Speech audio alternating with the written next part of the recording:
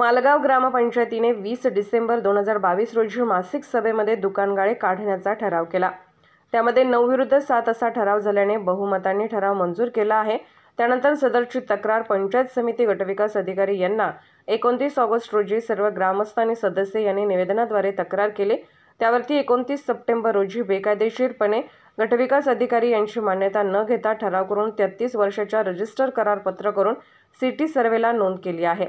यावर गटविकास अधिकारी यांनी सुनावणी घेऊन ग्रामविकास अधिकाऱ्यांनी ग्रामपंचायतीला नोटीस बजावली आहे। त्या नोटीसमध्ये गटविकास अधिकारी यांनी म्हटले आहे, ग्रामपंचायत मालकीची गाळा भाडे प्रकरणी नियमाप्रमाणे महाराष्ट्र ग्रामपंचायत अधिनियम 1959 मुंबई अधिनियम क्रमांक 3 मधील कलम 55 नुसार अंमलबजावणी केली नसल्याचे दिसून येत नाही, तर याची कारवाई ग्रामपंचायत स्तरावरून करण्यात यावी, पण अजूनही कारवाई झाली नसल्याने आज जिल्हा परिषद मुख्य कार्यकारी अधिकारी यांना ग्रामपंचायत सदस्य आणि ग्रामस्थ यांनी निवेदन दिले आहे।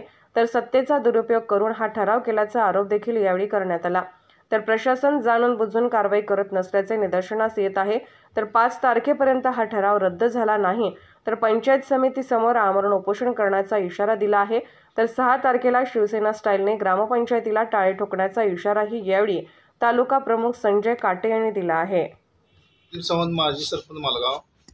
आम्ही गेले 22/11/2022 रोजी ग्रामपंचायतच्या गाळ्यासंदर्भात जो बेकायदेशीर करार झाला त्या संदर्भात माहिती मागवली होती। त्या माहिती मागवल्यानंतर ती माहिती मिळाल्यानंतर असं समजलं की बाबा जे गाळ्याचे करार झालेले आहेत की ग्रामपंचायतच्या अधिकारामध्ये अधिनियमामध्ये जर ग्रामपंचायत अधिकार असतील तर 11 महिन्याचे करार करायचे असतील तर ग्रामपंचायत अधिकार असतात। त्याच्यानंतर जर 3 वर्ष किंवा 30 वर्ष करार करायचा असेल तर कार्यकारी जिल्हा परिषद अधिकाऱ्यांना तो अधिकार आहे, मुख्य अधिकाऱ्यांना।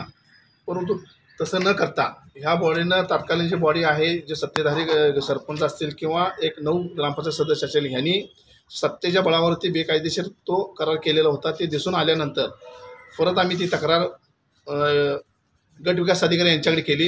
गटविकास यांच्याकडे केल्यानंतर त्यांनी सुनावणी लावली। सुनावणी लावल्यानंतर त्या सुनावणी झाली त्यावेळेला सरपंच व ग्रामसेवक उपस्थित होते। सुनावणीच्या दरम्यान त्यांच्या अहवाला रिपोर्टमध्ये बाबा हे बेकायदेशीर केलं हे दिसून आलं।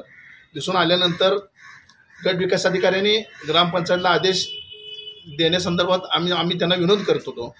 पण विनंती केल्यानंतर त्यांनी गटविकास अधिकाऱ्यांनी ग्रामपंचायतला आदेश असा देण्यात आला की ती ग्रामपंचायतच्या अधिनियमाच्या विरोधात जाऊन हे करार केलेले आहेत आणि ग्रामपंचायत स्तरावर हे रद्द करण्यात यावं म्हणून हे बिडवणे आदेश दिला। परंतु हा आदेश बिडवणे दिलेला हा फार चुकीचा आहे।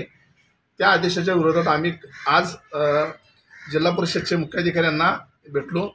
कारण हा आदेश त्यांनी असं द्यायला पाहिजे होता की बाबा अमुक ग्रामपंचायत अधिनियमाप्रमाणे त्याच्यावर रद्द करून त्याच्यावर कारवाई करण्याबाबत आदेश होणं गरजेचं होतं। परंतु त्यांनी त्यांच्या राजकीय दबाव आल्यामुळं काय केलं का की आम्हाला 1 महिना झालं पळवाट त्यांनी म्हणजे त्याला आदेश देणे